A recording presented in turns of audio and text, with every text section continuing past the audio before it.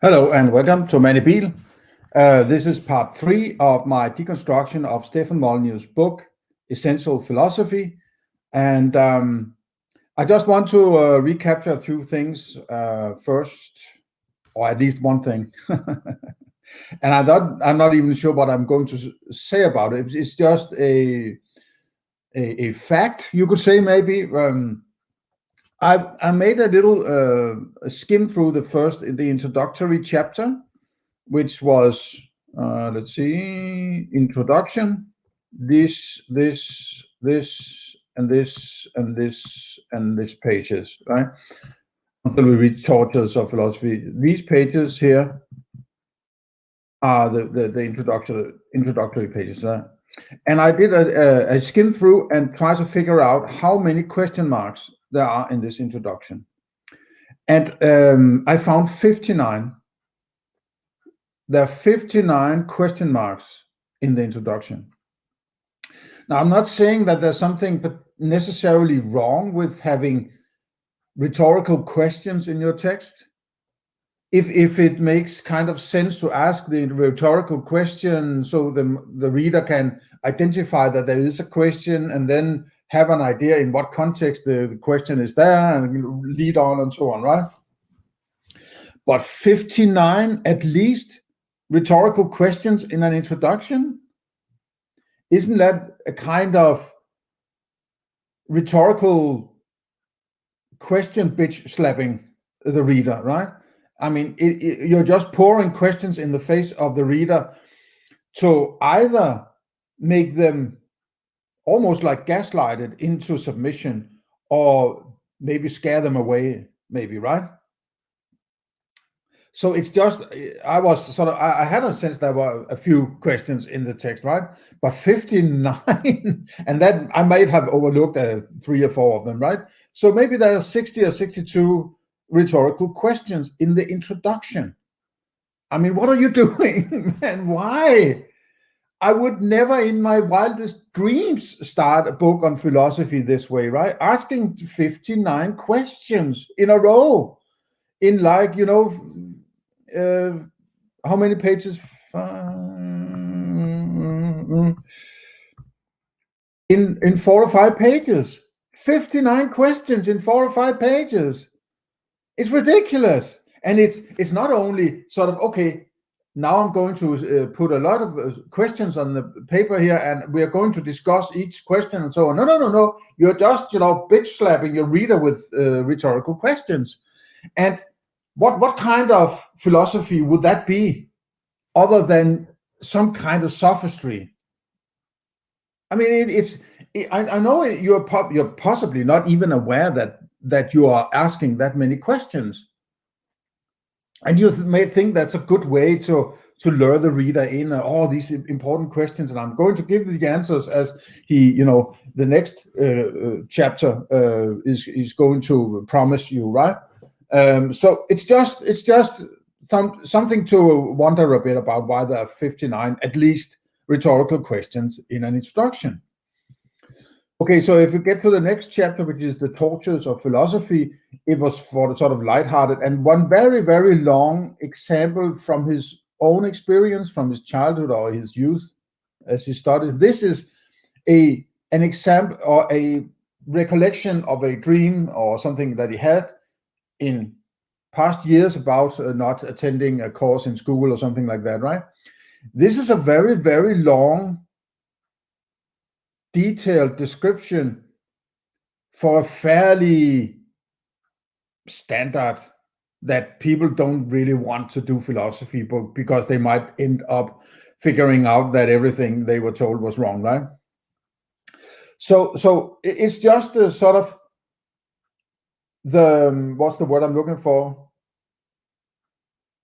The balancing, or the I'm looking for, that's a word I'm missing, right? So it's, oh, damn, I hate that. The way you balance a book are the choices you make, those you bring into the book and those choices you leave on the floor, so to say. This is one of those. I would not, in a sort of a secondary introductory chapter, make a very, very long speech about a dream I had, 20 years ago. It's just like, and it's not really wrong. There's nothing particularly wrong about it, or it's his description. So what, right? But it's just the choice of bringing that in is sort of, I feel it's a kind of manipulation where he tries to, and we all have this temptation, right? Right? You feel that way also, right? It's like, I don't know. It just rubs me the wrong way, right? I know I'm deconstructing this, and my senses are at 11, right? So I might overdo a few things here and there, right? I will surely admit that. But it's just, my gut instinct, right? That's why I do it this way. I deconstruct. I haven't read the book before now, right? So I'm just taking one chapter at a time. And sometimes I'm going to say, why haven't you done this? And then, the next chapter, he will do it. And that's a cost from doing it this way, right? So there might be a few things like that. But it's just a weird way of, filling up the chapters, in my opinion, right? Okay, and then there are these statements here, right? This book will bring you that wisdom, right? It will not make you crazy, I guarantee you. That is like snake oil sales pitch, right? Oh, this used car will just bring you joy. Vision yourself riding down the hill. Right? If you listen, this book will make you painfully sane. Okay, so I'm not sane at the moment, as I said the last time, right? We have become so lost that we fear maps. But maps are all that can save us, right? Oh, it drips with sophistry, right? And rhetoric. It is not too late as yet. But almost. Let us begin. It's almost like he's not even taking himself seriously, right? Who in the right mind who wanted to be taken seriously would write bullshit like this, right? It's awful. It's awful rhetoric. I mean, this book will bring you that wisdom. Okay, so he's sort of, what's that called? You're framing the opposite of poisoning the well. It's like you're claiming, you're giving people the result even before you start giving them anything, right? It's like, okay. The first real chapter is called What is Philosophy? That's bound to be some introductory chapter also, right? Isn't it? Wouldn't that be a natural way to start instead of these other I don't know. Okay. Philosophy is the study of truth. No. It's not a study of truth. You can't study truth, right?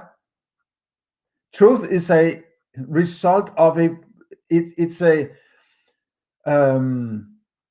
conclusion from a proposition. If I say that's an elephant, that proposition can be judged as true or false, right? By me and by some other guy listening to me, or 100 other guys and girls listening to me, right? They can all say that's true or false, whatever they feel like, right? That's the only thing about truth. There's nothing else to truth than a comparison between a proposition and your experience. That's all. You can't study truth, right? But how would you do that? What color does truth have? What sound does it have? What taste does it have? What feel does it have? What smell does it have? Truth. None of those. So it's purely mental, right? So you can't study truth, right? Okay, this might be sort of a broad sweeping statement that has an underlying meaning and so on. But I'm pretty fucking triggered by these kind of statements that just, everything is philosophy and everything is argument and philosophy is about truth. And, these kind of, they rub me the wrong way, right? Truth, which is a definition that raises almost as many questions as it answers. Oh, how interesting. What is truth? How is truth differentiated from falsehood? Why do you need to? It's a presupposition again, right? This presupposition. How is truth differentiated from falsehood? Well, what did falsehood also come from? Well, what is truth? And it's he's just slamming you with these words that sound philosophical, right? When do we really get to the meat of the matter, right? Why is truth even preferable to falsehood? But who says it is? Who the hell says it is? Oh man, he's dragging you around the circus ring, right? Truth is the accurate identification. Okay, so this is a definition.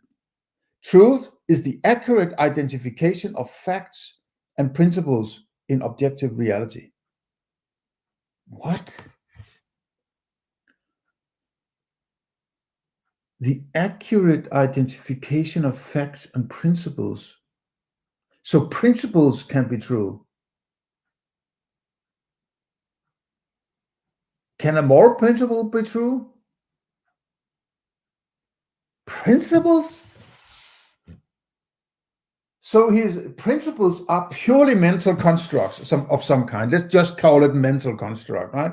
If anything is sort of something in your mind that you can't observe empirically, then I'll call it a mental construct. Then maybe I will clarify, but let's just for now call it that, right?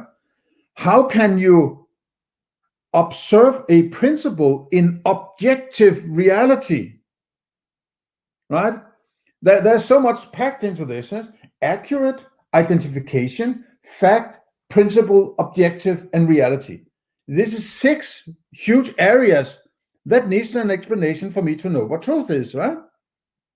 So it's like, it's already quite clear that he's not going to do any metaphysics as such, right? Not in a first principled manner. He's asking a lot of questions that sounds like he knows what he's saying, and then possibly he's going to drip in a bit of metaphysics here and a bit of epistemology here and there, but only to the extent that it serves the underlying agenda that is clearly within the text, right?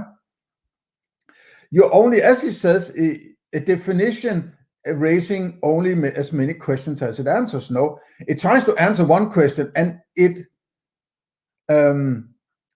raises like 5 new questions, right? What is identification? What does it mean it's accurate? What's a fact? What's a principle? What is objective? What is reality? There's 6 different kind of new questions, right? So it's how do you get to that definition? You can't just throw out a definition using words that also need a definition, right?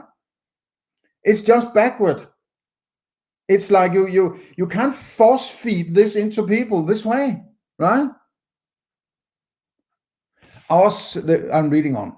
Our senses are our mind's only windows to objective reality. Our senses are, okay, so you can sense principles. Is that what you're saying? Is we have principles up here, right?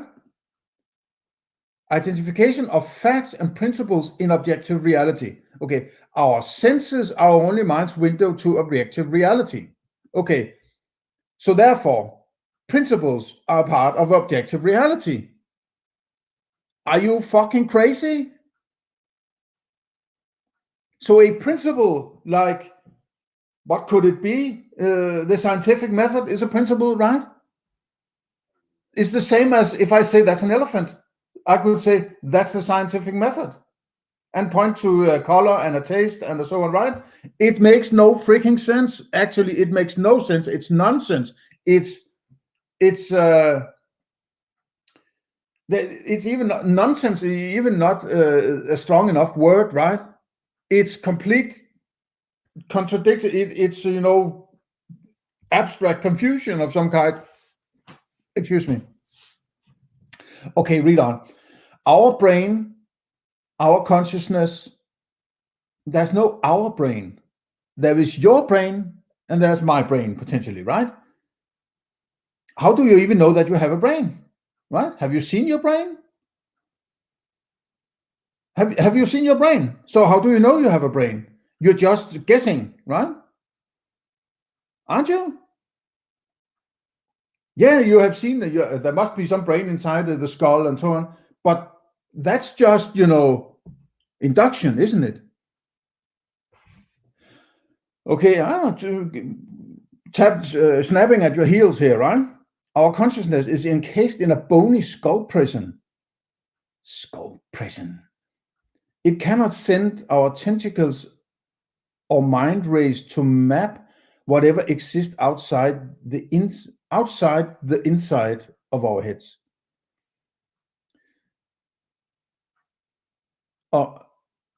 Our brain, our consciousness is encased in a bony skull prison. So the brain is, if you have a refrigerator, right? What the food in your refrigerator is not the refrigerator, right? So if you're talking about the brain, you're talking about the refrigerator, right? But what goes on in there is your philosophy, your thinking, and your experiences and all that, right? So our consciousness, is that what you mean by those things going on in the brain? It must be, right? So he thinks the experiences you have, that's consciousness. That must be what he means, right? It cannot send out tentacles or mind rays to map whatever exists outside the inside of our head. To map, I have to really dig in here, right? Sorry. This one is, it cannot, hang on.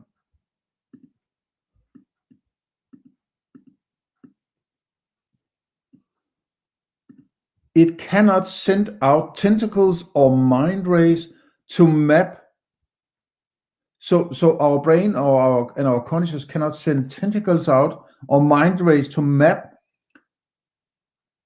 whatever exists outside the inside. So inside the skull prison.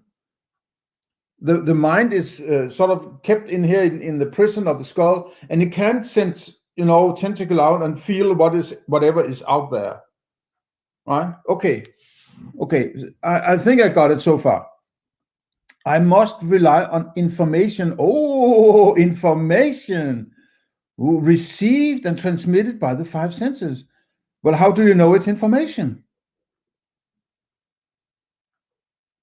Receiving some kind of sense signal or transmission doesn't carry information. Information is an interpretation of the experience, right? It's not. Who has decided that it's information? When you experience the I'm sitting here looking at my lawn and it's green. How do I know that that's information? How do I know that I'm supposed to understand it in a certain way? Well, it's not the senses that came and told me, hello, wake up, this sense over here, this signal over here is supposed to be understood this way, right? How did you get the understanding or the information content of your experience? You can't just label it as information and say, I solved the problem. There's a deep metaphysical and / epistemological problem there, right? I hope you will identify it. And he identifies the five senses. That I like that, right? Good. As we grow, we create mental maps. So now he steps into something based upon our reception of sense data. When we feel the wind in our face, yeah, but there's a difference between data and information. So now you're equating the two terms, information and data, right? Data is not necessarily information, is it? If I give you the number 23, I'm not interested in number 23. That was a stupid choice. I'm not into mysticism. The number 666. The number 43. It's totally arbitrary, I'm pretty sure. That's data, isn't it? Or if I say maybe it would be 6 apples, that's data, right? Is it information? Depends, right? If you're going to buy apples from me and I say that there's 6 apples in this bag and you ask for 5 apples, when that's information because it has a relation to the thing you're doing in the situation right now. But if I'm, you're sitting on a bench in the park and I go up to you and say 6 apples, you will say, what the fuck, right? But it's still data. So you're equating the term data with information. It's a huge problem, right? Okay. When we feel the wind on our face, the treetops also move. When it rains, it is typically cloudy. When it is sunny, we feel warmer. We cannot breathe underwater nor generally jump higher than half our height. When we run, we get short of breath. It hurts when we do belly flops. You were just going into serious philosophy and now you're starting to jump and breathe and belly flop. You're sort of talking down to your reader, right? This is talking down. It's like, come on, let's do it, right? Ladybugs are cute, but bees can be dangerous. An excess of courage often leads to injury, while an excess of cowardice leads to mockery and self-contempt. In childhood, we build maps, not just of empirical reality, but of social. Now he said empirical reality here, right? What did he say over here? Then it was objective reality, right? Sorry, I can't see to figure out this objective reality, right? Objective reality. But so now it's empirical reality over here, right? What's the difference? Why are you equating these two terms?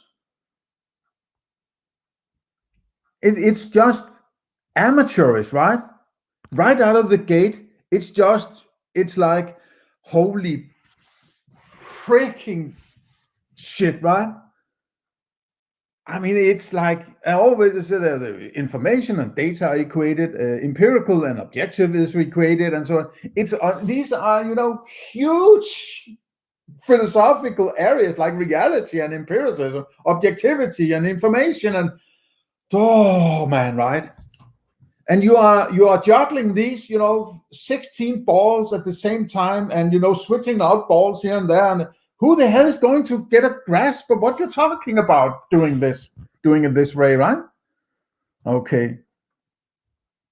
People of different personality types constantly goad or encourage us to become more like them, or they prod others to satisfy their emotional requirements. The shy kids want us to restrain ourselves, while the outgoing kids mock our restraint. The fearful kids mock our courage, while the overconfident kids both help and endanger us by egging us on. The moral kids condemn our rule breaking, the nihilistic kids mock rules. The nerds mock the jocks. The nerds mock the jocks. The jocks roll their eyes at the nerds. The pretty kids don't eat. The fat kids learn the arcane rules of even more arcane games. The homely kids, man.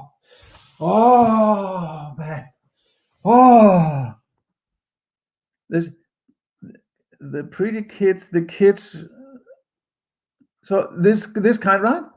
Is the shy kids, one of the fearful kids, the moral kids, the pretty kids, the nerds, the kids who don't, right? So this one also, right? When we feel the wind leaves, this kind of just keep adding the same argument. When we feel the wind in our face, the treetops also move. When it rains, when it's sunny, we do this. We cannot breathe underwater. When we do this, and when we do this, and when we do this, right? The shy kids and the fearful kids, the moral kids, the nerds, the jocks, the kids who do this and kids who do that, the pretty kids, the ugly kids, and it's like, oh man, you have just served us a dish of huge philosophical terms, and then you start to talk about ladybugs and jocks and nerds. What are you doing, man? I mean, I can't get my head around this kind of structuring a book. It's awful. Oh, man. Why do I do this to myself? I can't help it. Oh, I want to point out how shitty this is, right? It can be improved later. Maybe there are good stuff in here. I hope, I'm hopeful. I really hope to be enlightened, right? I really hope to become sane. What was it? Bring me wisdom. Okay, wisdom. You haven't defined what wisdom is, but I'm going to get it. He's not defining what sanity is, but you're going to be sane, right? Okay, let us begin. Perceptive children quickly understand that society is an ecosystem of warring personalities and mental structures, not just horizontally, but vertically as well. What? Horizontally, vertically, what?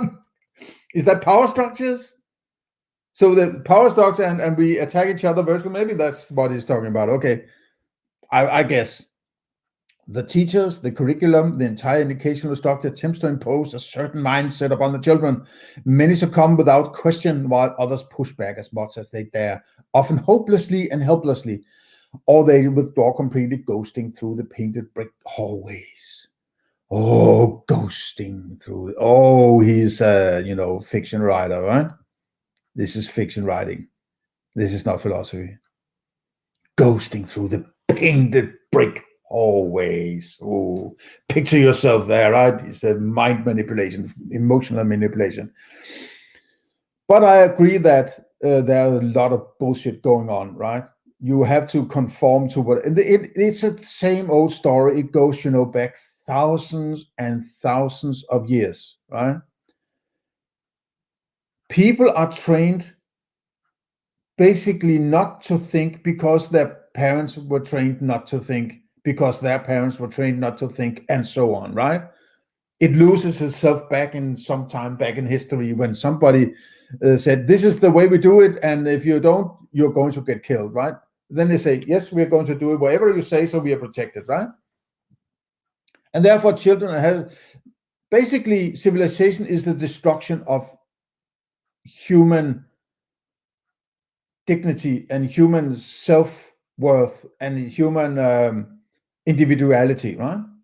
That's what civilization is. If you can call it anything, civilization is the attempt to destroy children's own will, right? So they will conform instead, because that's the easy route through life for their parents. Parents don't want their children to be provocative or rock the boat or anything like that. Just do as you're told and you'll be safe, sort of, right?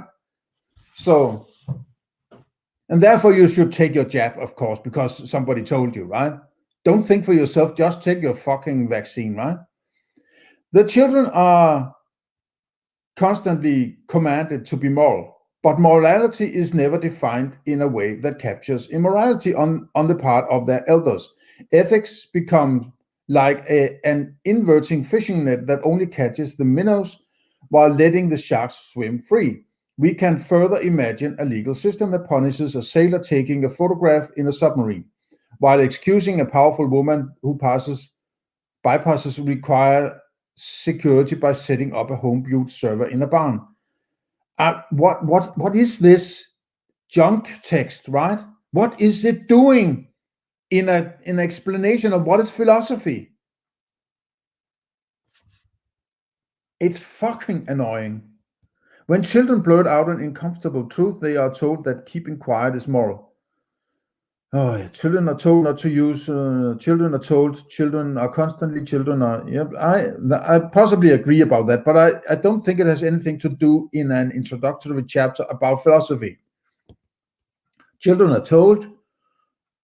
Among the more intelligent children, the pursuit of truth. Let's see here, and I don't like that. I'm not pursuing truth, right? And the advocacy of truly universal moral rules quickly become a dangerous occupation when pseudo-philosophy is used as a weapon to subjugate society to the whims of the powerful. If your response to the question, what is truth, is not what your elders tell you, then you may soon find your elders can rapidly turn on you. When societies are growing and expanding, and at least it's a highly profitable subjugation to submit to the indicates of one's elders, to the dictates. Obey social norms, get a good job, raise a family, save for your retirement, live well. However, when societies begin to contract and fail, elders rapidly lose the power of economic bribery necessary to control the youth. The young graduate under a mountain of student debt and face dim or non-existent job prospects. They realize that criminal bankers get debt forgiveness, but young people cannot discharge their student debt even through bankruptcy. Then the young can no longer be bribed and social norms begin to fall apart. Seldom do a criminal enterprise or a pirate captain face mutiny when the gold is flowing in. Cold fingers close on the hills when victim ships are scarce. Oh, what is this, right? What is that? Oh, blue is not the best color here, right? Sorry. Oh, it's opening the dictionary. Okay, I wasn't expecting that. Let me see. Cold fingers close on hills when victim ships are scarce. What the hell is that? Does he think he's going into the eternity of superb quotes of humanity with writing things like that? It has nothing to do in philosophy, right? Nothing.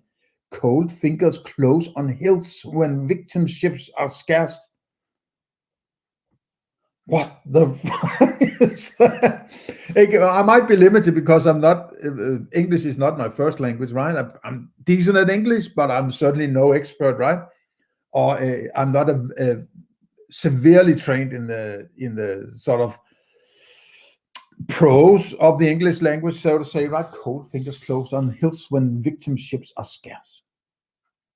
I don't know what it is. To wipe away all these complications, all these confusions, all these manipulation from our mental maps of the world and its inhabitants, it requires an act of philosophy.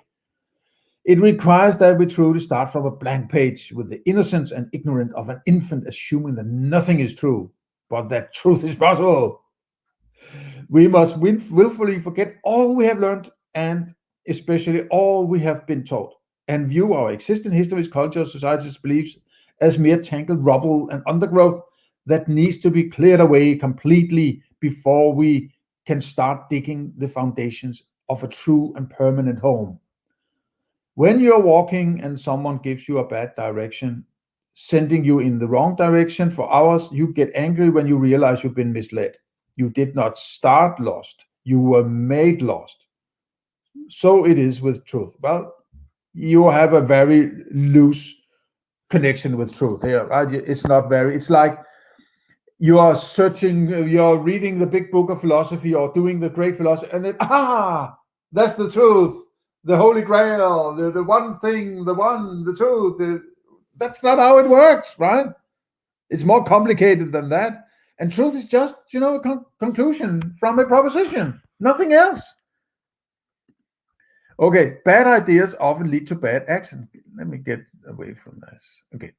Bad ideas often lead to bad actions, and bad actions create the need for compounding lies to cover them up. Without philosophy, power and the resulting entropy reigns supreme. And the resulting entropy reigns supreme in the human mind and heart, and cultures continually fall away from reason, virtue, and happiness. Okay. Philosophy and conformity. This is a long one. I think I will save that for the next chapter. So let's say these 34 minutes is chapter 3 of my deconstruction. So see you then in the next one.